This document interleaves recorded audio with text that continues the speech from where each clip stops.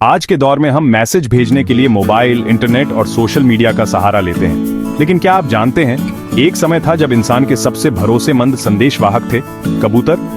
कबूतर एक ऐसा पक्षी जो सिर्फ सुंदरता और सौम्यता का प्रतीक नहीं है, बल्कि इतिहास में इसकी भूमिका एक सच्चे योद्धा जैसी रही है। पुराने जमाने में, खासकर युद्धों के दौरान, जब न तो टेलीफोन था न कोई इलेक्ट्रॉनिक साधन, तब एकमात्र सहारा था ये उड़ते हुए संदेशवाहक, जिन्हें हॉमिंग पिजन कहा जाता था। कबूतर की सबसे बड़ी खासियत यह है कि यह अपने घर यानी अपने घोंसले को कभी नहीं भूलता। चाहे उसे कितनी भी दूर ले जाया जाए, वह सैकड़ों किलोमीटर दूर से भी अपने घर वापस लौट आता है। इंसानों ने इसी गुण का फायदा उठाया।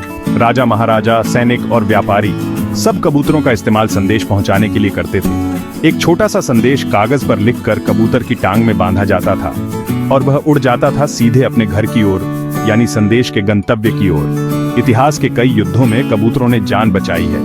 पहले और दूसरे विश्व युद्ध में भी इनका इस्तेमाल हुआ। एक मशहूर कबूतर था चेरनेल, जिसने दुश्मन की सीमा पार करके अपनी सेना को महत्वपूर्ण सूचना पहुंचाई और कई सैनिकों की जान बचाई। कबूतर सिर्फ संदेशवाहक नहीं थे, बल्कि वफादारी, साहस और दिशा ज्ञान के प्रतीक थे। उन्हें प्रशिक्षित किया जाता था, उनकी देखभाल की जाती थी जैसे कोई सिपाही। आज भले ही टेक्नोलॉजी ने कबूतरों की जगह ले ली है, लेकिन उनकी सेवाएं इतिहास के पन्नों में सुनहरे अक्षरों में दर्ज हैं। वो एक ऐसा पक्षी है जिसने बिना किसी स्वार्थ के न जाने कितनी जिंदगियां बचाईं और कितनी कहानियों को जोड़ दिया। तो अगली बार जब आप किसी छत पर या मंदिर के पास कबूतरों को उड़ते देखें, तो याद रखिएगा, ये सिर्फ परिंदे नहीं हैं, ये हमारे अतीत के मूक गवाह हैं। Make the background music birds. Settings.